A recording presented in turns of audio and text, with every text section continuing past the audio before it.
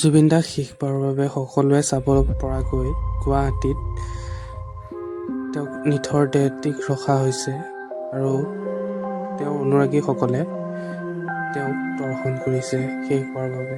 আপোনালোকে দেখিবলৈ পাইছে কিমান ভিৰ। হয়তো মোৰ সন্মুখত তেওঁক লগ পাবলৈ বহুত মন আছিল, কিন্তু তেওঁ যদি সেই শেষবাৰৰ বাবে যোৰহাটলৈ এবাৰ আহিলে হয় বহুত আনন্দিত হ'লো হয়। যিহেতু মই গুৱাহাটীলৈ যাব নোৱাৰোঁ, কিন্তু তেওঁ এবাৰ লগ পাবলৈ যোনটো মোৰ ইচ্ছা আছিলে সেইটো ইচ্ছা হৈ ৰৈ গ'ল। আৰু বহুতে তেওঁ যোৰহাটলৈ অহাটো বিচাৰিছে, যিহেতু তেওঁ যোৰহাটৰে হয়, তেওঁ যোৰহাটৰে ল'ৰা হয়, তেওঁ যোৰহাটৰে আমাৰ দাদা হয়। সেইবাবে তেওঁ যোৰহাটলৈ অহাটো চবেই বিচাৰিছে, কিন্তু আহে নাহে সেইটো হ'লে নাজানো।